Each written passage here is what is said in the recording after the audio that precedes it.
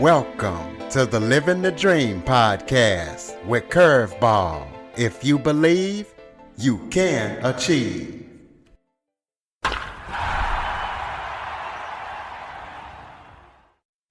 Welcome to the Living the Dream with Curveball podcast, a show where I interview guests that teach, motivate, and inspire. Today, I am joined by author and lawyer Tim Reuben. Tim is a Harvard graduate. He founded his own litigation firm in Los Angeles, and he also publishes articles about law and society. He just did his first book, so we're going to be talking to him about everything that he's up to, his book, and anything else that he's going to be up to. So, Tim, thank you so much for joining me. I'm delighted to be with you, Curtis. Why don't you start off by telling everybody a little bit about yourself? Well, I did go to college and to law school a long time ago, it seems, and moved out to Los Angeles, started my practice, and have been a litigator, trial lawyer here in Los Angeles ever since. Tried a lot of cases, handled cases on appeal. And back in 92, I started my own law firm, which is still going strong. It's here in Los Angeles on the West Side.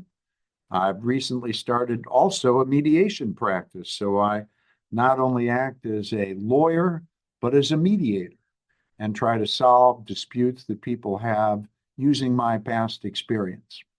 But my most exciting thing that I'm most into these days is writing creative fiction. And it was something I wanted to do all the way back in high school. It's when I first published my first short story long ago. But what happened was that I wanted to write a novel, but I had to build my practice and attend to all the things I had to do as a lawyer. And then, of course, children came along. And with 4 kids, I spent my time either working hard as a lawyer or spending my time as a dad coaching baseball, basketball, soccer. And now I'm an empty nester. I even have become a grandfather, hooray. So with the empty nester status, I don't have the kids anymore to take up the time, and I've started to write creatively. And I did it in part because I thought of it as a big mountain to climb. And I just wanted to climb that mountain. I climbed it. It took about a year and a half to write because I was working as a lawyer also. So I had to find time during the day to try to write. And finally, I got it done. And then, of course, I had to try to get it published. And that took a year too. So anyway, that's a little bit about me. I'm now officially an author, writing creative fiction, as well as a lawyer and a mediator. And I'm still having fun doing all of those things. Well, that's great. Congratulations on that. And you are also, you publish articles about law and society. So tell the listeners about that. Oh, yes. For years, I tried to talk about really all kinds of issues, all kinds of legal issues, but also issues that would impact people, and publish those in legal journals or other kinds of appropriate locations that primarily were viewed by lawyers or other professionals in the legal business. Sometimes they involved very real issues such as housing. Other times they just would involve my criticism of the way a court was handling a particular case. So it was a real variety. I was everywhere from the criminal law to the divorce law to the probate law to regular civil law. I talked about all of it. And because I'm interested in the law and I care about the law. And so I've tried to make proposals and suggestions. And by the way, I've taken my legal knowledge and I've tried to use it in my creative writing because one of my main characters is a lawyer and scenes occur in courtrooms. So it's been helpful and supportive of me to write about cases, you might say, and then transfer that to some totally fictional scenarios and try to talk about the practice of law in a fictional way. Okay, well, let's talk about your book. Tell the listeners about it, what they can expect when they read it, and why you decide to write it, and where they can get it. Oh, well, first, timreuben.com is my website, but you don't have to go there to order the book. You can just go straight to Amazon and put in the name, which is Tequila. Tequila, a story of success, love, and violence. I'm very proud of the book, and I think that it is a work that everyone can enjoy as long as they're adults. There's some racy stuff in there that I don't know that I would want kids too young to read about, but it is otherwise something that I think you can have a lot of fun with. Now, the book, what brought me to write about it is simply my own legal experiences. I suggested I've seen so many people, so many situations over the years that characters were easy to create because they were just amalgamations. They were pieces of all the people that I have met and seen in all the scenarios over the years. And there's a wide variety of characters, every kind of person. And there's good guys and bad guys, and they're very clear. You'll be able to tell the good guys from the bad guys, no problem. So let me tell you a little bit about the story of tequila. Tequila talks about the Ramirez family, 3 generations. It is a family saga. The family starts in Tequila, Mexico, where a relatively poor farmer takes his family's farm and grows and develops and distills tequila. Well, he becomes ambitious, figures out how to make different kinds of tequila. His wife helps him, and this is back in the 50s, and they start taking tequila to the United States, and they develop it into a family business called RAM, RAM, RAM. The story of tequila is very much the story of RAM Company, the RAM Company that takes tequila and then ultimately expands and takes it all over the world, sells it all over the world, starts to buys a Scotch company, starts importing beer, doing products, and ultimately creates hotels where they own them all over the world. So one of the fun things about tequila is not only is there a wide variety of characters, but we go to a lot of places. It's almost a travel log. Yes, we start in Mexico back in the 50s, but we go 3 generations. And so we go to Los Angeles, we go to New York, we go to Houston, we go to Miami, and of course we go back to Mexico many times. We also go to England, we go to London, we go to Scotland, we go to Paris, France. We go to the Cayman Islands and around the Caribbean, we go to Jamaica. So there are lots of different locations as well as characters in tequila. And that kind of keeps it fun. It keeps it moving along. And as we go through the history of this family and the development of their impressive multi-billion, multifaceted company, of course, what happens in the Ramirez family is there is strife. And some people have described tequila as Succession meets Narcos, or if you're really old, you can go back to Dallas or Falcon Crest, and that meets The Godfather, because there's plenty of violence that happens because they have to deal with certain elements in Mexico. And then there's violence that happens in the family itself because of strife, because of greed, because of the challenges of running the company. Now, we have a wonderful, wonderful main character named Maria Ramirez. who is the CEO and the granddaughter of the founder. I love this character. And she is the main character that everybody, I think, will love. She is brilliant, fabulous, and yet she has flaws, and that makes her even more lovable, in my opinion. She's a mother. She wishes she was a better mother. She has uncertainties, and yet she acts with precision and she acts with intelligence. She's a very impressive character that I think most people will love. And that's a little bit about tequila.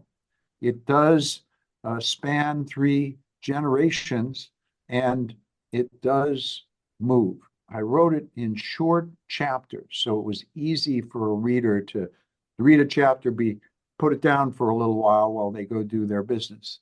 Because I like short chapters. And then each chapter tends to move to a different place or person or circumstance. So you can keep moving. People who have read Tequila say they just read it so fast because it flies. So I hope that any of the people that are listening today, if they get a chance, find that experience with it. It's just plain fun. Well, speaking of Maria, talk about how you approached writing her. Well, I have had the good fortune of meeting some fabulous women during my career. Women who were exceptional, really sharp, dedicated, educated, understood business, also understood how people should act. And I took pieces of different wonderful women to mush them together, to combine them into creating this character. That was my goal. I wanted people, when they read about Maria, to love her as I came to love her. And so that's why she is all things that I think anyone would want to aspire to be. She's successful, but self-aware. She's kind to everybody, but she's tough. So, and she is willing to do what is necessary. And very important, she is loyal to her family, arguably loyal to a fault. But that said, I think that's an important moral, an ethical way of thinking. I think it's important to be loyal to your family. And so that's why I made Maria that way. Well, let's talk about Brian Youngman, attorney Brian Youngman, who, you know, was got caught up in experiencing stuff like smuggling and murder. How much of his character was based on your own legal experience?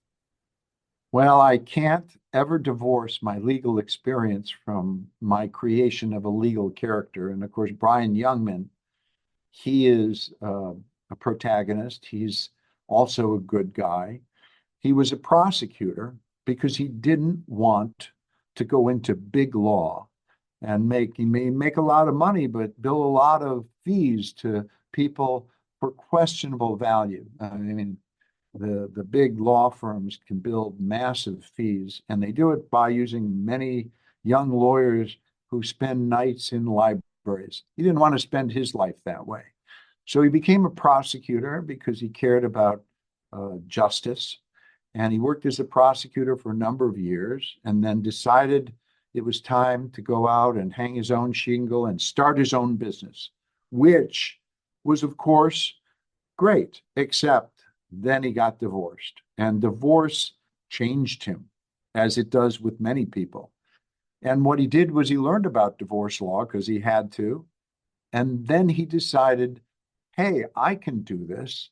Divorce law is not a bad way to be. So he becomes a family law attorney and is representing people who are in disputes about children and the breakup of their marriage. Well, that's where we meet him. And what he comes in as is a lawyer who's got morals and ethics, but tries really hard to do well by his clients. He represents a woman named Nora who has married into the Ramirez family. And Brian, in representing Nora, has to, of course, take an adverse position to Ram Company.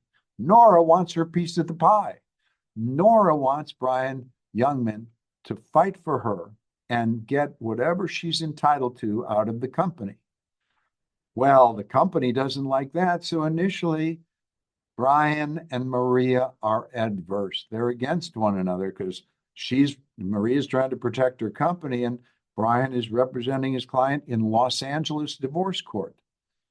Well, ultimately, things change because the two of them end up being on the same team because of the problems that are created by, of course, one of her brothers, the evil Miguel.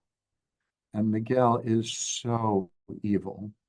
He is the kind of character that there's no debate about. I tried to make him worse as the book goes on. I think I did that. I think you found him to become more and more of a horrible character. And they have to combine together, that is Brian and Maria, to combat Miguel and his nefarious plans. So I think Brian is a good man, but he is, shall we say, sometimes too restricted by his moral leanings. And that is one of the things that creates trouble for him. He has less flexibility than he should have, which is one of his faults. He's a good guy, but good guys make mistakes. He makes one or two during the process. And he's not James Bond, but he knows how to handle himself in both not only in court but out of court. And he does that during that time period where he represents Nora in the case that he's handling. So that's Brian, and you'll see him in court, and you'll also see him in various dangerous situations. Well, talk about how the story being written in multiple global locations influenced the tone and pacing of the story. Oh, I think it really helped the pacing of the story. It helps it in multiple ways. I mean, first of all, by the way, it's just plain fun to move around the world, isn't it? So it helps because the reader changes locations and suddenly you're interested in, okay, you're in the Cayman Islands. Oh, now you're in Paris, for example. So that kind of change is stimulating, I think, and exciting. And also we talk about the locations, and it's fun. If you can't be in the location, sometimes it's fun to read about the different places. So it's helped the pacing, and I think it creates a kind of, uh, as I say, a bit of a travel log, a bit of a running around and having good experiences in different places. Of course, not everything good happens in some of those locations. Some of those locations, there's some pretty violent activity, but that is the world that we live in, sadly. And it's part of the entertainment function. So the locations are key to the pacing and also to the continued interest in the story. I'm happy with that. And as I have continued to write, and I'm writing more Brian Youngman books. I have one in draft that I hope will come out next year, and one on the drawing board. I like to go places, so they'll all have various locations that we talk about in the books all around the world, and I have that as my plan. So, family, loyalty, and betrayal are central themes in your book. So, what do you think that makes family so fertile for high stakes drama? Well, they say that every family has drama. Every family has issues. And I think everyone in the world will acknowledge that one. It doesn't matter who you are in this world. If you're in a family, there's going to be tensions and issues and challenges and things that happen along the way. And sometimes they're the most beautiful things in the world. The love of a child is a perfect example. The duty to a father or a parent or a grandparent. Those things are important, and they're maybe in some ways the most important things that we experience in our lives. So I don't think there's any question that family is a centerpiece in my mind, and loyalty to family, and maybe forgiveness, and maybe patience. Sometimes we don't have the forgiveness or patience that we ought to have. Maria is an example of someone who has exceptional patience and understanding with her two wayward brothers, Miguel and Tommaso. In fact, one of her faults, as she acknowledges, is she has too much patience and understanding with those brothers. And then they get themselves and the company in trouble because she's a little bit too understanding and gives them a little bit too much leeway. Well, I suppose most family members have made that mistake with other family members by giving them a little bit too much of a break and then being surprised. That is the nature of life. So I do think family is what tequila is about. And it's funny because someone once said that The Godfather, a great film, that really was about the mafia, but was also about family and family dynamics. And I think that is what we all experience. I think that's what we'll all identify with. People will look at Maria and say, I understand why she was overly indulgent of her brothers. And they'll look at Sotero, the founder of tequila. I understand why he was trying to create a company that helped support his family for all time. Way after his death, he expected that company to go on. And you'll understand why, in times, revenge was taken against those who attacked the family, sometimes in a bloody way in this book. I think people will identify with all those things because everyone is part of a family that has issues. Let's take a quick break. Okay, everybody, it's Michael E. Cullen II. And I'm Sesame and Carta from the All Too Real 2 podcast. We're passionate about movies, TV, and pretty much all things pop culture. Dive into the chaos of failed sitcoms, direct-to-video sequels, and the quirky realms of cinema and TV. Join us every Thursday for your dose of All Too Real 2 entertainment. We'll guide you through debates like whether Howard the Duck qualifies as a superhero. Ponder if Larry the Cable Guy could be the new Rock or Schwarzenegger. Discover if some shows and movies should have stayed in the cutting room. Ever heard of a sitcom featuring that dictator with the funny mustache? Well, we watched it. We're dedicated to unraveling the peculiarities of pop culture, sometimes with awesome guests. So, if you're into the eccentric world of pop culture, listen and subscribe to All Too Real 2. Available wherever you find podcasts and on Age of Radio.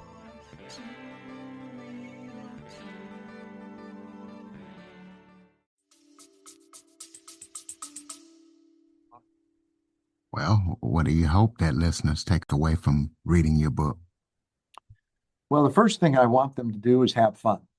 I'm okay if all you do is you read the book and you say, gee, that was a fun read. And I enjoyed it. I had a good time and move on. I don't sure I've got ethics and ideas and hopes for them. I hope they see a lot of these places we talk about and say, hey, I want to travel more.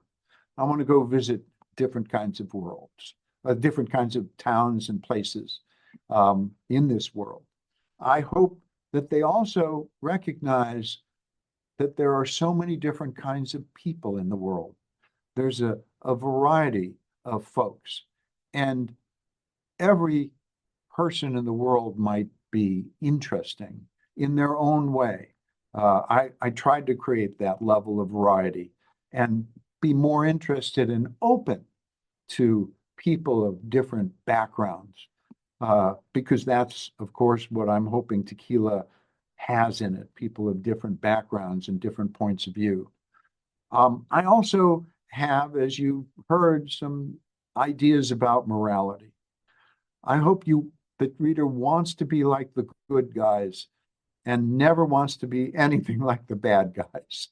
I want them to recognize that bad guys are bad and good guys are good, and let's be like the good guys.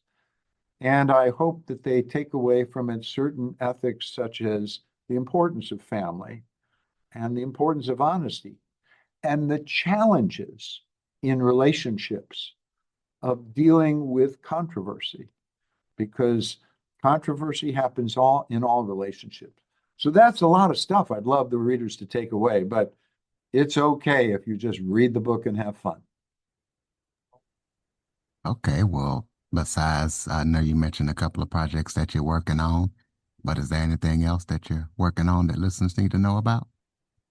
Well, I do hope to have several books in this series where Brian Youngman is a character. The prequel has him in his time as a prosecutor, and he's then also in defense. And I have actually in the prequel a whole jury trial planned, actually written as part of it. And it does have some also violence in it because we have a serial killer in that book. So it's a bit of a thriller, and that is I think thrillers can be kind of scary sometimes because it talks about pretty bad people. But it also is fascinating because I describe so much about how these trials happen, these criminal trials. Then the sequel, which comes later, is what happens to the Ramirez family 10 years down the pike after the end of Tequila, because Tequila has a ending and you can read it. It's self-contained, but then I try to create a story that happens 10 years after, when everybody has somewhat changed, because 10 years changes a person a little bit, and kids grow up and they start becoming more active. So all of those things will be coming down the pike in due course. I can't write it immediately because I'm still working. So I come into the office every day and I have mediation or legal matters to attend to. And then if I can, I will try to get home a little early. And what I found is I write during cocktail hour, which is kind of funny. Instead of having a cocktail myself, I might write a chapter in a book. And since my book is named Tequila, that's the ironic twist, is that I'm not drinking tequila during the cocktail hour. I'm writing the book, Tequila, or any of these other books during the cocktail hour, and hopefully getting something done before my wife tells me I'm supposed to come to dinner. So that's the plan for the future. We'll throw out your website again and close us out with some final thoughts. Maybe if that was something I forgot to touch on that you would like to talk about it, any final thoughts you have for the listeners? Well, first of all, my website, timreuben.com. Now you have to spell Reuben right because it's Reuben. timreuben.com does have some interesting features that have been created. Both has reviews of the book, it has some description of the book, it has some more information about me, and it also has some fun little things that they created about the concept of tequila that are enjoyable. A couple of little taped interviews, that kind of thing. So if you're interested in tequila, take a look at timreuben.com, and you can also order it from there. If you go to Amazon, you put in tequila, but if you just put in tequila, you might be just buying bottles of tequila. So you better put in tequila, Tim Reuben, or tequila, and the subtitle is going to get you there, a story of success, love, and violence. And that'll help you find tequila much more easily on Amazon. Now, final thoughts. I want to talk a little bit about what I did as someone who has shifted from just practicing law or in my case, practicing law and mediating, to doing something entirely different. And I want to encourage your listeners that they can make changes and do something new. It doesn't mean just because you're in your 60s, for example, or your 50s, that you can't take a new direction. I took this new direction, and it was really fun for me. I mean, I have a lot of fun writing. The writing involves not just putting words on a page, but sometimes you'll research issues because you want to put down accurate information about locations or other kinds of issues. In this tequila, I had to research what are edible plants, for example, on an island. I didn't actually know. And so that's in tequila because there's experiences on an island in tequila. And that's part of the growth and enjoyment of life. So I hope your readers do enjoy life, and listeners do enjoy life, and are not afraid to do something new and different, even as they get a little bit older, take off into a new direction, do something that they've been thinking about, but hadn't gotten around to because life got so busy. So that's the point that I would probably end on. All right, ladies and gentlemen, timreuben.com, REUBEN. Please be sure to check out that book, check out those articles, keep up with everything that Tim's up to. Follow, rate, review, share this episode to as many people as possible. And for more information on the Living the Dream with Curveball podcast, or if you yourself would like to be a guest and you have an amazing story to tell, visit www.curveball337.com. Thank you for listening and supporting the show. And Tim, thank you for all that you do, and thank you for joining me. Well, thank you, Curtis. It's been a pleasure. For more information on the Living the Dream with Curveball podcast, visit www.curveball337.com. Until next time, keep living the dream.